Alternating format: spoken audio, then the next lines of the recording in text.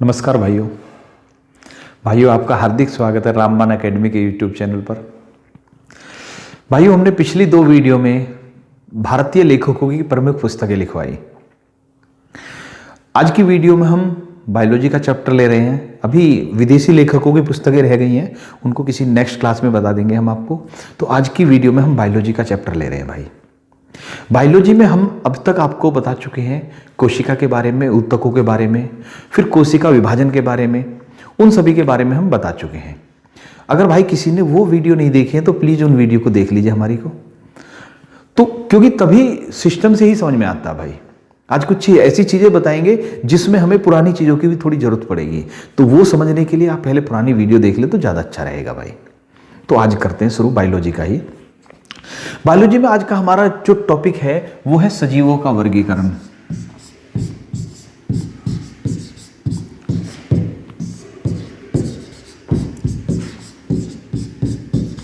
Topic का नाम है सजीवों का वर्गीकरण।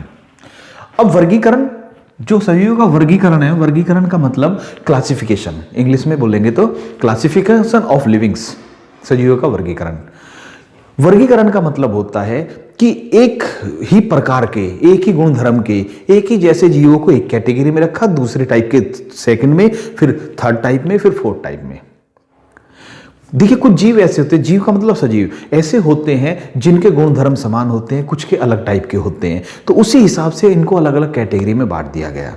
अब जैसे हम बात करें, मछलियां हैं तो पानी में रह रही हैं, हम इंसान जमीन पर रह रहे हैं, पक्षी आकाश में अंतरिक्ष में उड़ रहे हैं, ये सब भी है। अब कुछ पेड़ पौधे हैं जो अपना भोजन खुद बना रहे हैं, हमें भोजन के लिए पेड़ पौधों पर डिपेंड होना पड़ता है। तो ये बहुत सारी चीजें हैं जिनके आधार पर वर्गीकरण किया गया। वर्गीकरण के इतिहास की बात करें या पहले वर्गीकरण सब्जेक्ट की बात करें, तो वर्गीकरण जो होता है, वर्गीकरण का अध्ययन कहलाता है टैक्सोनॉमी।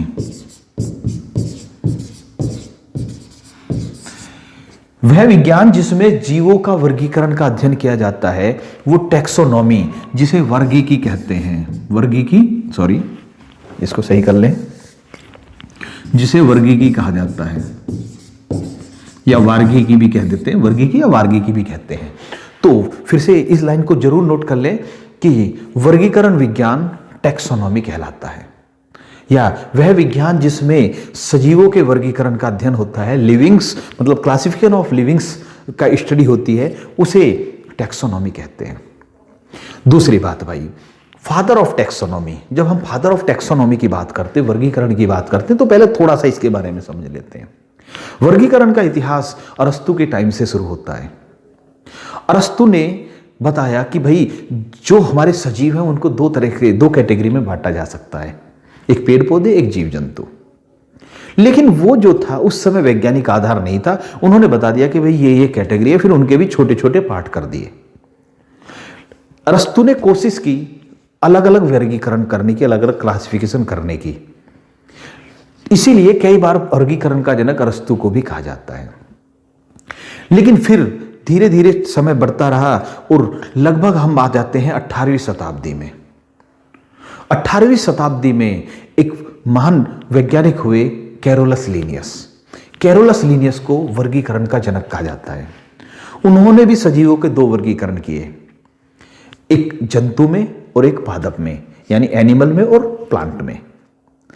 अब जो अरस्तु ने कहा वही चीज कही, हालांकि बहुत कुछ डिफरेंट था, लेकिन यहां पर इन्होंने इसका वैज्ञानिक आधार बना दिया। तो फादर ऑफ टैक्सोनॉमी किसे कहा जाता है? कैरोलस लीनियस को। आधुनिक वर्गीकरण का जनक कैरोलस लीनियस को कहा जाता है। लेकिन याद रखना, कई बार हम वर्गीकरण का जनक अरस्तु को भी कह देते हैं, लेकिन आधुनिक वर्गीकरण का जनक कैरोलस लीनियस ही माने जाएंगे। समझ में आ गया? कैरोलस लीनियस वर्गीकरण का जनक। इन्होंने के नाम एक और उपलब्धि है, द्विनामपत्ति। द्विनामपत्ति का जनक भी कैरोलस लीनियस को माना जाता है। अब द्विनामपत्ति क्या होती है? बाइनोमियल नोमेनक्लेचर बोलते हैं जिसको हम इंग्लिश में। द्विनामपत्ति यानी बाइनोमियल नोमेनक्लेचर, ठीक है, उसका जनक भी कैरोलस लीनियस। अब द्विनामपत्ति क्या होती है कि प्रत्येक जीव को 2 नामों से जाना गया, जैसे मनुष्य होमो सेपियंस है, मेंढक राना टिग्रीना है, बोस्टोरस गाय है, ये सब जो दो नाम वाली चलते हैं, ये किसने दिया? कैरोलस लीनियस ने। तो द्विनाम पत्ती का जनक भी Carolus Linnaeus, father of taxonomy भी कैरोलस लीनियस रहा। अब देखिए, तो कैरोलस लीनियस के बारे में जब हम बात करते हैं तो इन्होंने जो अपना काम किया उसके बारे में इनकी जो पुस्तक थी वो बहुत महत्वपूर्ण है। बहुत पूछा जा सकता है कि कैरोलस लीनियस की पुस्तक का नाम सिस्टेमा नेचुरी।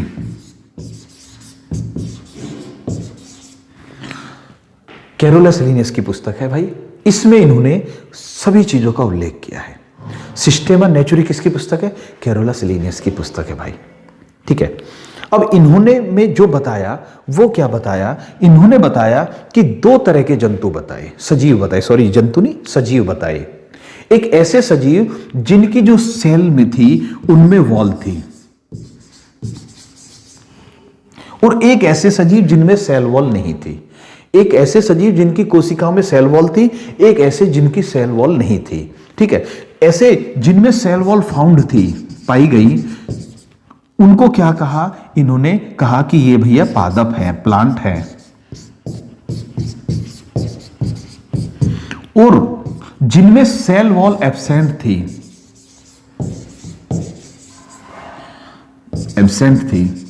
तो उसको क्या कहा गया? इन्होंने एनिमल कहा, यानी कि ये जंतु है। तो इन्होंने भी दो ही कैटेगरी बनाई सजीवों की, ठीक है। तो अभी अगर आपसे पूछा जाए कि कैरोलस लीनियस ने किस आधार पर सजीवों का वर्गीकरण किया, तो सेल वॉल के आधार पर वर्गीकरण किया। इसके बाद एक और आ जाता है, कैरोलस लीनियस ने दो भागों में बांटा, ठीक है। इसके बाद दूसरा आ जाता है कि तीन भाग भी बताए किसी ने। तो अर्नेस्ट हैकल, जिनका नाम हम पर्यावरण में भी पढ़ते हैं, अर्नेस्ट हैकल ने सजीवों का वर्गीकरण तीन किंगडम में किया। तीन किंगडम, किंगडम यानी जगत, ठीक है। तीन किंगडम में सजीवों का वर्गीकरण किया गया, तो इसे बोलते हैं three kingdom classification. Three kingdom classification किसने किया? अर्नेस्ट हैकल ने किया। आपसे यही पूछा जाएगा कि भाई सजीवों का थ्री किंगडम क्लासिफिकेशन किसने किया? अर्नेस्ट हैकल ने किया। अर्नेस्ट हैकल ने बताया कि एक होते प्लांट, एक होते एनिमल और तीसरे होते प्रोटिस्टा। तीन तरह का बताया इन्होंने, प्लांट, एनिमल, प्रोटिस्टा। इतना महत्वपूर्ण नहीं है इसलिए मैं लिखकर नहीं बता रहा, लेकिन जो इस वर्गीकरण में सबसे महत्वपूर्ण है वो है 1969 में आर.एच. व्हिटेकर ने किया, ठीक है। तो अगला है पेंटा किंगडम।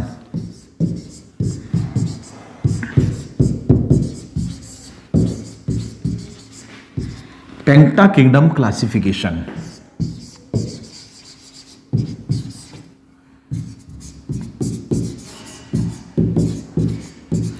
पेंटा किंगडम क्लासिफिकेशन, पेंटा मतलब क्या होता है भैया? पांच होता है, 5। तो इन्होंने 5 जगत में वर्गीकरण किया, 5 किंगडम में वर्गीकरण किया भाई। किसने? आर.एच. व्हिटेकर ने। आर.एच. व्हिटेकर, ठीक है। तो सजीवों का 5 जगत में वर्गीकरण आर.एच. व्हिटेकर ने किया। कब किया? 1969 में। यानी कि अभी बहुत लेटेस्ट की जब हम बात करते हैं, ईसा पूर्व की, अरस्तु की बात करते हैं, अगर हम 1750 के आसपास की बात करते हैं तो हम कैरोलस लीनियस की बात करते हैं, तो उस हिसाब से तो बहुत लेटेस्ट हो गया। हालांकि इनके बाद भी एक दो वर्गीकरण हुए हैं, लेकिन बहुत ही महत्वपूर्ण 1969 का आर.एच. व्हिटेकर का पेंटा किंगडम क्लासिफिकेशन है। समझ में आ गया? तो अब सवाल कब क्या बन सकता है कि सजीवों का 5 जगत में वर्गीकरण किसने किया? आर.एच. व्हिटेकर ने किया। तो आज का हमारा मेन टॉपिक यही है, पेंटा किंगडम। इससे पहले आप समझ चुके हो क्या क्या है, आ जाते हैं भाई। अब जब हम पेंटा किंगडम वर्गीकरण की बात करते हैं तो ये जो आर.एच. व्हिटेकर ने किया, इसमें किस चीज के आधार पर? जैसे कैरोलस लीनियस ने क्या किया? सेल वॉल के आधार पर किया, कोशिका भित्ति के आधार पर। अब इन्होंने जो किया वो किस आधार पर किया? इन्होंने 3 चीजों पर महत्वपूर्ण बल दिया, फोकस रखा। वैसे तो बहुत सारी चीज होती हैं, लेकिन मेन फोकस इनका 3 चीजों पर था। पहली थी कोशिका की बनावट। पहले कोशिका का प्रकार लिखिए, जिसे हम बोल सकते हैं इंग्लिश में सेल टाइप। किस प्रकार की कोशिका है? इस चीज को पहले तो आधार बनाया, बेस बनाया, फिर कोशिका की बनावट यानी सेल स्ट्रक्चर,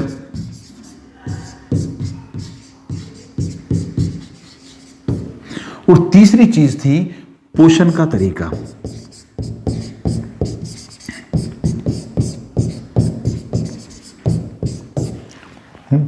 कि टाइप ऑफ न्यूट्रिशन।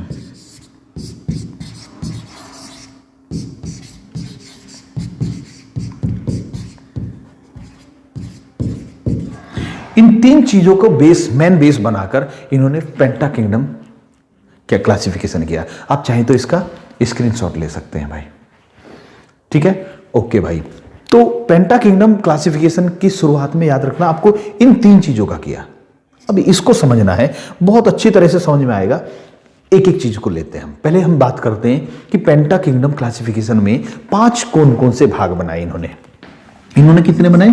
5। किसने? RH व्हिटेकर ने। इन्होंने कहा सबसे पहला जो भाग है उसे बोला गया मोनेरा।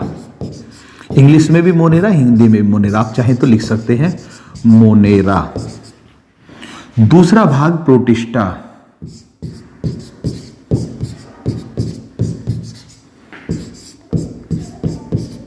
दूसरा प्रकार जो बताया प्रोटिस्टा, ठीक है। तीसरा प्रकार बताया फंजाई, FUNGAI, फंजाई। हिंदी में भी इंग्लिश में भी फंजाई ही लिख सकते हो, ओके। चौथा भाग जो बताया इन्होंने प्लांटिया, और पांचवा जो भाग बताया इन्होंने एनिमलिया। थोड़ा नीचे लिख रहा हूं मैं, एनिमल, सॉरी ANIA, इसको सही कर लेंगे आप। पांचवें भाग को मैं थोड़ा सा यहां पर लिख रहा हूं एनिमलिया।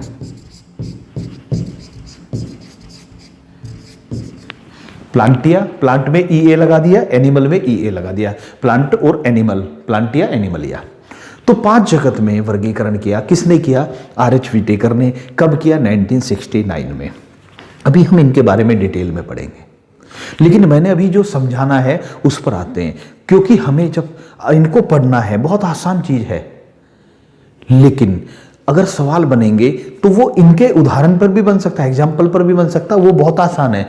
लेकिन खासियत देकर भी पूछ लेते हैं कि ये जो खासियतें हैं, ये जो गुणधर्म हैं, ये कौन से किंगडम से संबंधित है। तो उसके लिए हमें ढंग से समझना पड़ेगा। पहले हमने बताया था कि इन्होंने किन 3 चीजों को ध्यान में रखा था? Cell type, structure of cell, ठीक है, सेल की स्ट्रक्चर और सेल की टाइप को ध्यान रखा, और फिर पोषण का स्तर को याद रखा। तो पहले हम बात करते हैं, क्योंकि हम सेल टाइप और सेल स्ट्रक्चर के बारे में पिछली वीडियोज में बता चुके हैं, तो हम पहले बात करते हैं पोषण का प्रकार। पोषण का प्रकार कितने होते हैं? देखिए, जब हम पोषण की बात करते हैं तो 2 तरह का पोषण होता है। एक होता है ऑटोट्रॉफ, जिसे हिंदी में बोलते हैं हम स्वपोषी। ये सब हमें 5 वर्गीकरण पढ़ने से पहले समझ लेना चाहिए। और एक होता है हेटेरोट्रॉफ,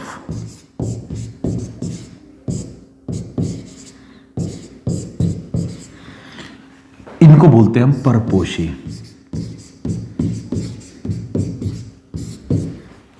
ठीक है, ऑटोट्रॉफ और हेटेरोट्रॉफ। ऑटोट्रॉफ कौन से होते हैं? ऐसे सजीव, मैं सजीव की बात कर रहा हूं, जंतुओं की बात नहीं कर रहा। सजीव का मतलब है मनुष्य है, पशु पक्षी हैं, कीट पतंगे हैं, मछली है, सांप है, पेड़ पौधे हैं, ये सब सजीव में आ जाते हैं। ठीक है, तो जब हम सजीव की बात करते हैं तो ऐसे सजीव जो खुद का भोजन बनाते हैं वो ऑटोट्रॉफ, स्वपोषी, जो खुद का पोषण खुद कर रहे हैं।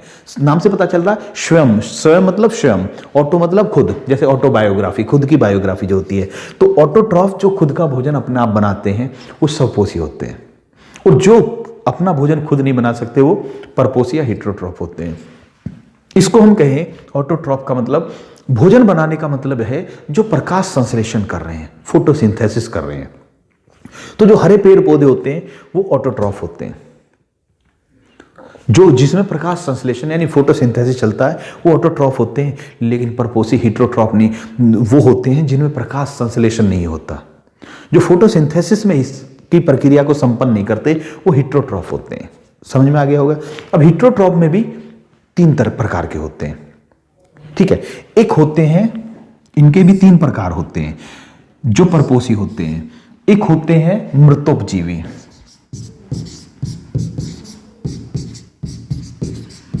एक होते हैं परजीवी, ठीक है, एक होते हैं सहजीवी। अभी हमें सहजीवी की जरूरत नहीं है, परजीवी की जरूरत नहीं है, हमें मृतोपजीवी को भी समझना है, ठीक है। सहजीवी जो साथ साथ पोषण करते हैं, एक दूसरे को फायदा पहुंचाते हैं। परजीवी जो दूसरे के ऊपर आश्रित होते हैं। सिंपल सी बात है, परजीवी जो दूसरे के ऊपर आश्रित होते हैं पूरी तरह से। इसका मतलब क्या होता है कि जो किसी दूसरी जीवित वस्तु से अपना पोषण प्राप्त करते हैं, जैसे मक्खी और मच्छर। मच्छर हमें काटता है, हमसे खून लेता है, उसका पोषण चलता है, परजीवी है। बहुत जो जू होती है मनुष्य पर आश्रित है। बहुत सारे पशु होते हैं जिनके में भी जू हो जाती है, वो भी परजीवी है, पैरासाइट है भाई वो। इन्हें पैरासाइटिक बोलते हैं, ठीक है। पैरासाइटिक यानी परजीवी। होलोजिक उसको भी छोड़ देते हैं। अब ये सबसे महत्वपूर्ण है मृतोपजीवी। देखिए ये किस पर डिपेंड होता है? लिविंग पर, लिविंग थिंग्स पर। जीवित जो वस्तुएं होंगी उन पर होगा, ये डेड थिंग्स पर होता है।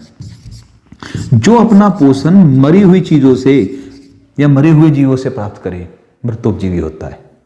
जैसे कि उदाहरण समझिए कि अगर हम पेड़ पौधे पर कोई आश्रित है, बकरी है, वो पेड़ को खा रही है, तो वो परजीवी मानी जाएगी। समझ में आ गया, ठीक है। वो भी हेटेरोट्रॉफ हो गई है, हेटेरोट्रॉफ है क्योंकि वो खुद भोजन नहीं बना पा रही है। लेकिन पेड़ पौधा क्या, पेड़ भी तो सजीव है। अब पेड़ की लकड़ी है, लकड़ी पर कौन आश्रित है? दीमक, टर्माइट बोलते हैं जिसको।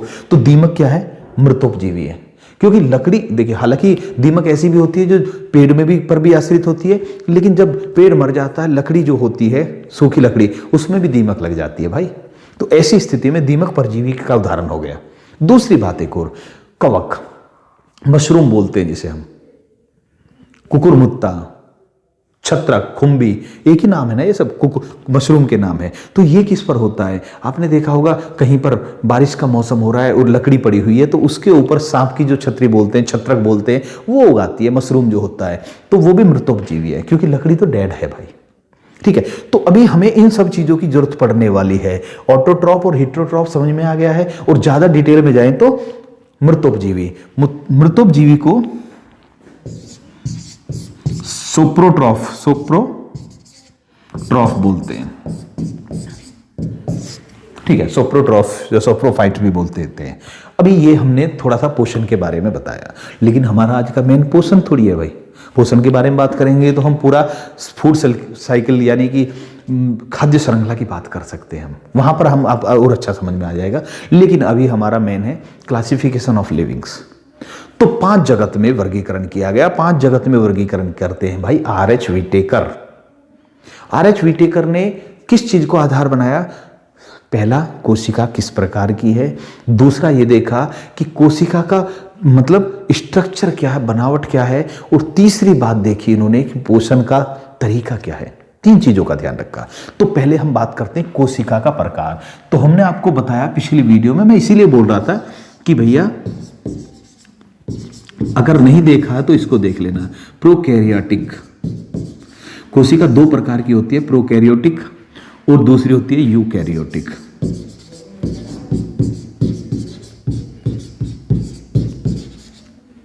ठीक है। प्रोकैरियोटिक कोशिका कौन सी होती है?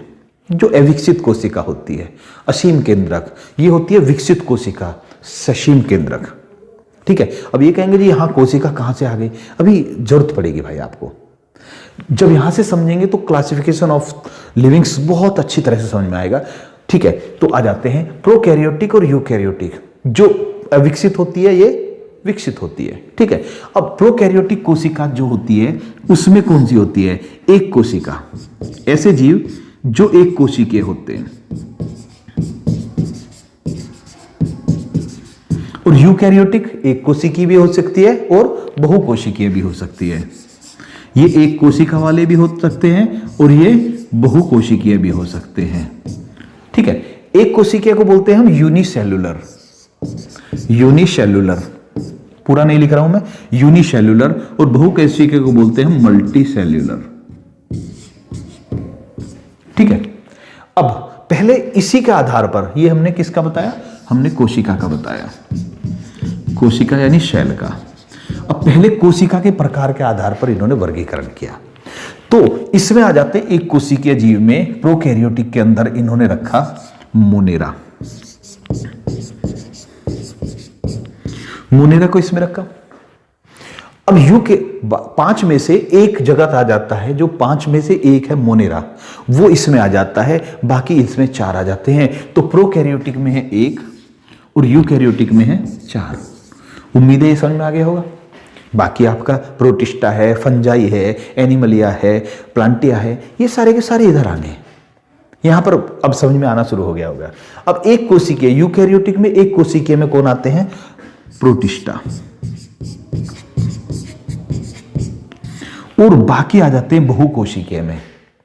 बाकी सारे आ जाते हैं बहुकोशिकीय में। यानी बहुकोशिकीय में क्या क्या आ जाते हैं, पहले अभी देखते हैं। बहुकोशिकीय में भी फिर इन्होंने 2 वर्गीकरण कर दिए। देखिए पहले फिर से आ जाते हैं कोशिका, प्रोकैरियोटिक, यूकैरियोटिक। प्रोकैरियोटिक में एक कोशिकीय जीव, ठीक है, जिनमें हमने मोनेरा को रख दिया। यूकैरियोटिक में एक कोशिकीय जीव यानी यूनिसेल्यूलर वाले प्रोटिस्टा को रख दिया। अब आ जाते हैं बहुकोशिकीय। बहुकोशिकीय में इन्होंने देखा कि जिसमें सेल वॉल है,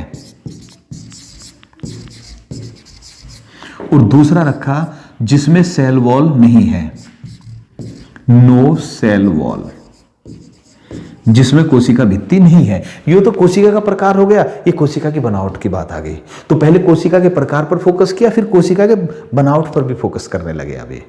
ठीक है, यहां तक क्लियर है। अब सेल वॉल किस में है, पेड़ पौधों में होती है, फंगस में होती है, ठीक है, लेकिन एनिमल्स में नहीं होती। तो इसके सेल वॉल वाले 2 बना दिए इन्होंने, फंजाई और प्लांटिया, और 9 सेल वॉल के बना दिए एनिमलिया। हमारे पास स्पेस कम है, इसीलिए समझने की कोशिश कीजिए। तो अभी तक हमने जो 5 जगत का वर्गीकरण किया, उसको अगर अच्छी तरह से समझना है, अभी देखिए, अभी हमने इसमें 2 चीजों को शामिल किया है, सेल, टाइप ऑफ सेल और स्ट्रक्चर ऑफ सेल को। दोनों चीज आ गई है, तीसरी रह गई है टाइप ऑफ न्यूट्रिशन। वो सब अभी क्लियर कर देंगे हम आगे बढ़ते हुए। तो पहले देखते हैं कोशिका। कोशिका के आधार पर प्रोकैरियोटिक और यूकैरियोटिक। प्रोकैरियोटिक की बात करें तो इसमें एक कोशिकीय होते हैं, जो मोनेरा हो गया। यूकैरियोटिक की बात करें तो इसमें एक कोशिकीय वाले प्रोटिस्टा हो गए, बाकी सारे बहुकोशिकीय यानी मल्टी सेल्यूलर हो गए। मल्टी सेल्यूलर में भी 2 ग्रुप बना दिए इन्होंने। मल्टी सेल्यूलर के अंदर बना दिए सेल वॉल वाले और बिना सेल वॉल वाले, जिनमें कोशिका भित्ति है, जिनमें कोशिका भित्ति नहीं है। जिनमें कोशिका भित्ति है वो फंजाई रख दिया, प्लांटिया रख दिया, ओके, और जिनमें कोशिका भित्ति नहीं है वो एनिमलिया रख दिया। उम्मीद है आपको बिल्कुल क्लियर हो गया होगा। आगे बढ़ते हैं भाई, ठीक है। तो इसके बाद जब हम बात करते हैं कोशिका के 5 ग्रुप, पांचों ग्रुप का प्लीज आप स्क्रीनशॉट लीजिए, क्योंकि ये मैप आपको बहुत आसान कर देगा सवाल को समझने में। उम्मीद ले लिया होगा आपने स्क्रीनशॉट जो है, ठीक है भाई। जब हम बात करते हैं अब इनके बारे में और डिटेल में, तो हमें टाइप हो चुका है, स्ट्रक्चर हो चुका है सेल का। अब तीसरा रह गया है कि कौन सा पोषण का तरीका है, ठीक है। तो देखिए, अगर हम इसकी बात करें तो ये ऑटोट्रॉफ भी हो सकते हैं और हेटेरोट्रॉफ भी हो सकते हैं, ठीक है।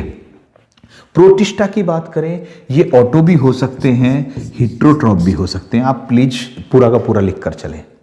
ऑटोट्रॉफ भी हो सकते हैं, हेटेरोट्रॉफ भी हो सकते हैं।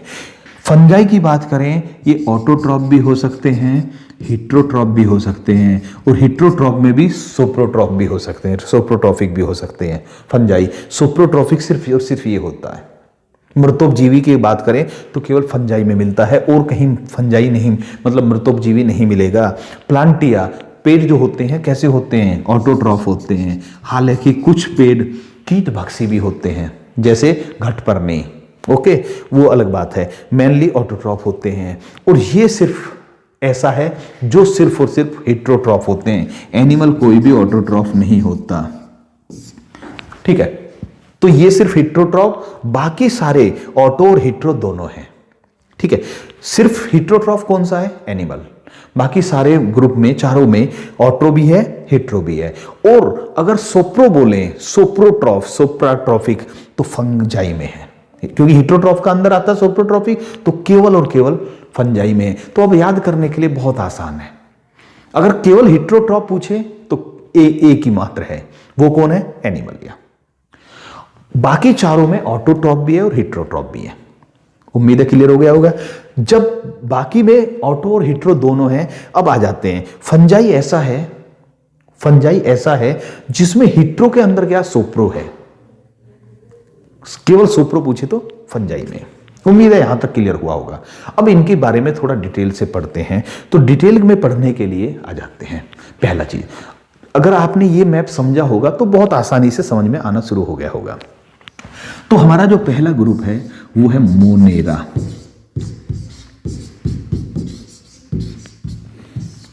मोनेरा की खासियत की बात करें तो पहली खासियत अभी हमने बताया कि ये यूनिसेल्युलर है या मल्टीसेल्युलर है, तो हमने बताया यूनिसेल्युलर। अब ऐसे जरूर लिखेंगे आप।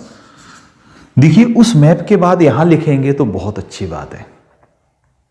मैप बनाने के बाद यहां लिखेंगे तो बहुत अच्छी तरह से समझ में आएगा, वरना मिक्स हो जाएंगे। और याद रखना, जब एग्जाम में क्वेश्चन आते हैं तो एग्जामिनर ऐसे सवाल बनाकर देखता है कि भैया बताइए ये कौन से जगत की खासियत है। इस जगत के जो है सोप्रोट्रॉफिक भी होते हैं, ऑटोट्रॉफिक भी होते हैं। कौन से जगत की बात कर रहे हैं? फंजाई की बात कर रहे हैं।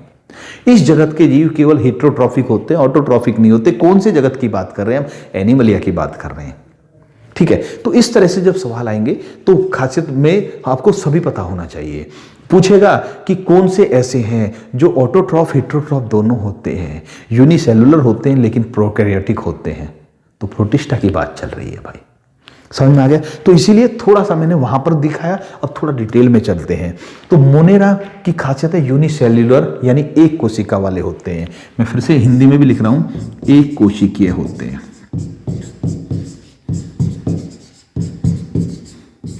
पहली खासियत। दूसरी खासियत ये होती है कि ये प्रोकैरियोटिक है या यूकैरियोटिक है, तो ये प्रोकैरियोटिक है। एकमात्र ऐसा जो प्रोकैरियोटिक कोशिका होती है,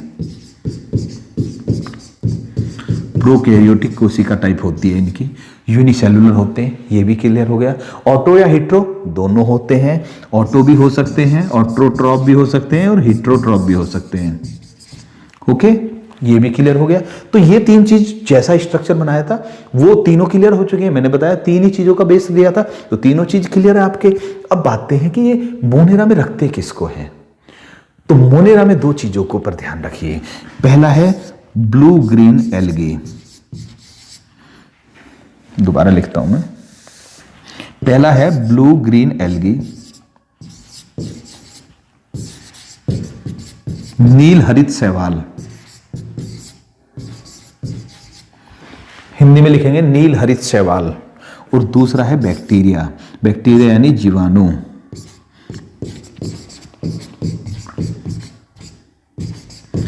बैक्टीरिया। एक बात और है, ब्लू ग्रीन एल्गी और एल्गीरिया किस में आते हैं? मोनेरा में आते हैं। अब सवाल कैसे भी बन सकता है, ब्लू ग्रीन एल्गी कैसे होते हैं? पहली चीज यूनिसेलुलर होते हैं। इनकी कोशिका कैसी होती है? प्रोकैरियोटिक होती है।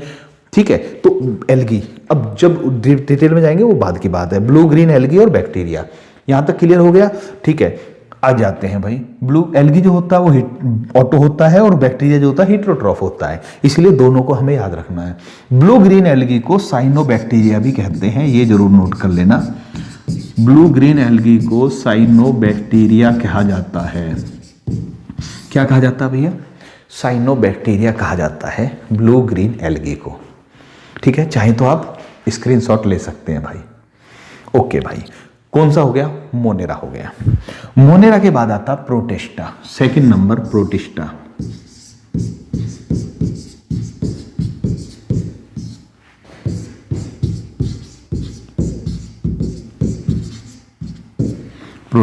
प्रोटिस्टा या प्रोटिस्टा जो भी है, इसकी खास बात करते हैं तो यूकैरियोटिक या प्रोकैरियोटिक। भाई अभी बताया हमने यूकैरियोटिक होता है। अगर कोई भाई सेल में परेशान हो रहे हैं तो मैंने पहले ही बताया था कि भाई पहले हमारे कोशिका वाले चैप्टर को देख लीजिए। जिसमें हमने कोशिका के बारे में, उत्तकों के बारे में, कोशिका विभाजन के बारे में, सभी चीज़ों में डिटेल में गए थे हम। उसको जरूर देखेंगे तो अच्छा समझ में आएगा। ठीक है, चलिए, वैसे तो यहाँ पर समझ में आ रहा होगा, लेकिन थोड़ी सी प्रॉब्लम आ जाती है, तो उसके लिए थोड़ा पहला देख लेना ज़्यादा अच्छा होता है। तो प्रोटिस्टा में आता है यूकैरियोटिक तरह की कोशिका होती है, पहली खासियत भाई है, इनकी फर्स्ट खासियत। ठीक है, सेकंड की बात करें तो सेकंड की क्या है कि भैया ये मल्टी सेलुलर है, यूनिसेलुलर है, तो मैंने बताया ये भी यूनिसेलुलर होते हैं। तो शुरू के जो दो हैं वो यूनिसेलुलर होते हैं, यानी कि एक कोशिकीय जीव होते हैं। ठीक है, ऑटोट्रॉफ या हिट्रोट्रॉफ, तो इसमें बताया हमने कि ये भी दोनों होते हैं, ऑटोट्रॉफ भी होते हैं और हिट्रोट्रॉफ भी होते हैं।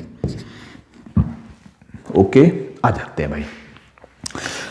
अब प्रोटिस्टा में आते कौन कौन हैं देखते हैं भाई। इसमें सबसे पहले जो आता है प्रोटिस्टा में वो आता है प्रोटोजोआ। तो प्रोटिस्टा और प्रोटोजोआ, जैसे प्रोटोजोआ कौन सा होते हैं, प्रोटोजोआ के कारण मानव में रोग होते हैं बहुत सारे, जैसे कौन सा है हमारा मलेरिया रोग होता है, प्रोटोजोआ के कारण होता है। दूसरा कौन सा होता है, निद्रा रोग होता है। तीसरा कौन सा होता है, कालाजार होता है। ये प्रोटोजोआ के कारण होने वाले रोग हैं। तो प्रोटोजोआ यानी कि मलेरिया का प्लाज्मोडियम वगैरह सब प्रोटोजोआ में आ जाते हैं। ओके भाई, इसके बाद दूसरा जो आता है, इसके बाद आ जाते हैं अमीबा, अमातिसार जिसके कारण रोग होता है, पैरामीशियम, युगलिना,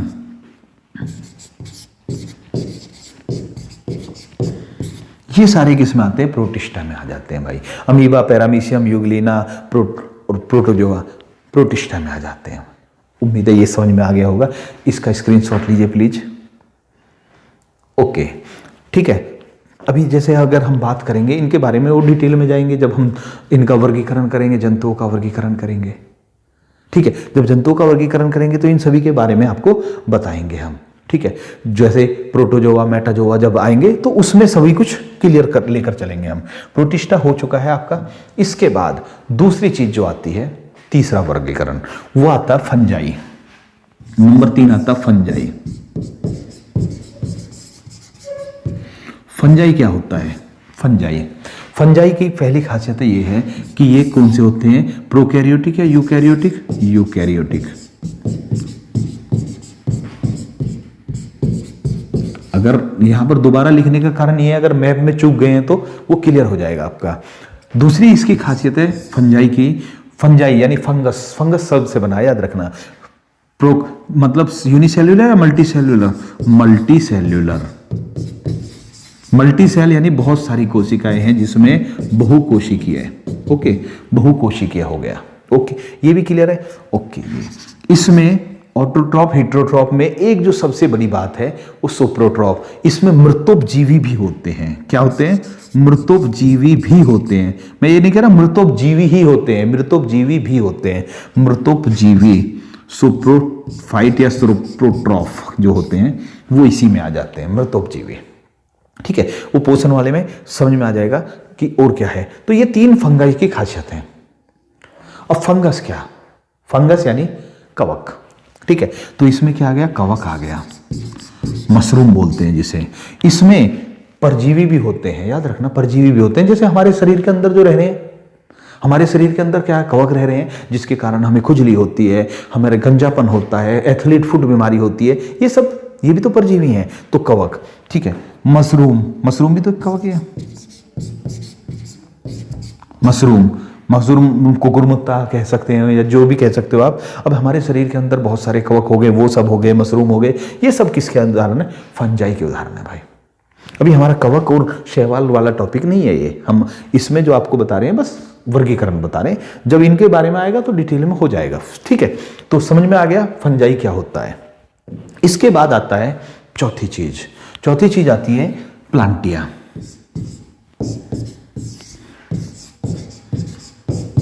अब तो ये तो बिल्कुल आ गया, आसानी है। प्लांटिया यानी प्लांट है जिसमें, अब प्लांट जो होते हैं, पहली चीज जो होती है, ये कौन से होते हैं, प्रोकैरियोटिक या यूकैरियोटिक, यूकैरियोटिक होते हैं। अब दूसरी चीज होती है बहुकोशिकीय होते हैं, बहुकोशिकीय होते हैं ये।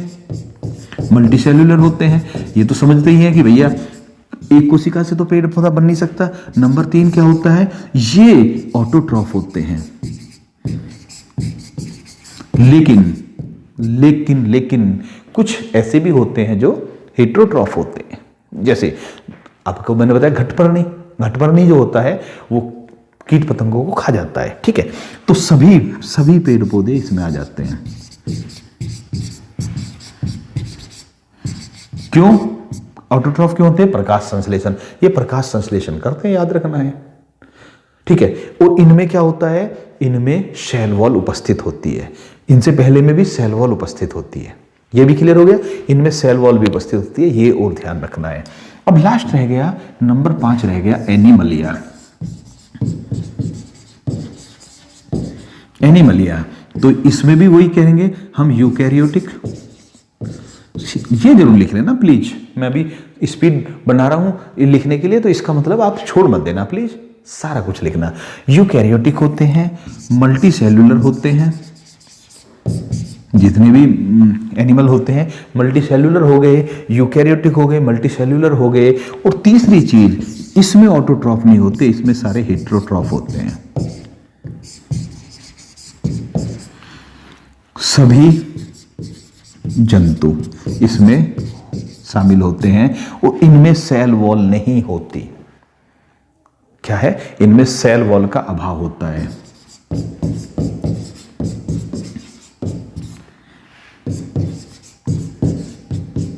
कोशिका भित्ति इधर से चला देना, मात्रा का अभाव, कोशिका भित्ति नहीं होती, ठीक है। ये समझ में आ गया 5 जगत का वर्गीकरण। मैंने क्या बताया, क्लासिफिकेशन ऑफ लिविंग्स, सजीवों का वर्गीकरण। अरस्तु ने 2 जगत बताए, लिनियस ने 2 बताए, अर्नेस्ट हैकल ने 3 बताए, और 5 किसने बताए, R.H. व्हिटेकर ने 1969 में। उम्मीद है यहां तक क्लियर हो गया होगा। अब इसके बाद जब हम बात करते हैं इन वर्गीकरणों की, तो याद रखना जो पहले वाला था वो था मैक्रो क्लासिफिकेशन, जिसमें इन्होंने 2 वर्गीकरण वाले लीनियस वाला कहा, वो मैक्रो क्लासिफिकेशन आता है। और जो 5 वाला है वो माइक्रो आ जाता है, 5 जगत का वर्गीकरण। ये भी ध्यान रखना, मैक्रो क्लासिफिकेशन में किसके को शामिल किया जाता है, लीनियस को शामिल करते। माइक्रो क्लासिफिकेशन किसका बोला जाता है, R.H. व्हिटेकर का बोला जाता है। ये भी क्लियर हो गया भाई। अब इसके बाद जब हम बात करेंगे जंतुओं का वर्गीकरण, फिर हम जंतुओं को 2 भागों में बांटेंगे, कॉर्डेटा, नॉन कॉर्डेटा।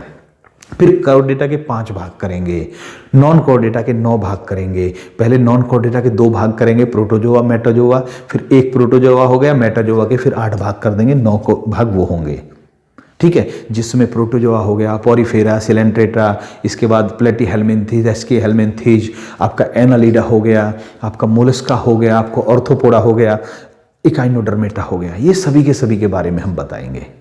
फिर जब हम पादप जगत का यानी कि प्लांट का वर्गीकरण करेंगे, प्लांट किंगडम का वर्गीकरण करेंगे, तो फिर हम आपको बताएंगे एंजियोस्पर्म क्या होते हैं, जिम्नोस्पर्म क्या होते हैं, ठीक है। एंजियोस्पर्म क्या होते हैं, जिम्नोस्पर्म क्या होते हैं, क्रिप्टोगैमी क्या होते हैं, ये सभी के बारे में डिटेल में आगे आगे बताएंगे भाई हम। लेकिन सबसे अच्छा जो तरीका होता है वो सिस्टम से सीखने का होता है भाई। अभी आपने एक चीज सीखी, 2 मिस करी, फिर तीसरी सीखी, कुछ नहीं मिलेगा भाई, ठीक है। तो आज हम इसी चीज को यहीं पर विराम देते हैं। वीडियो कैसी लगी कमेंट जरूर करें, वीडियो को भाई ज्यादा से ज्यादा शेयर करें, वीडियो को लाइक करें। धन्यवाद भाइयों, जय हिंद।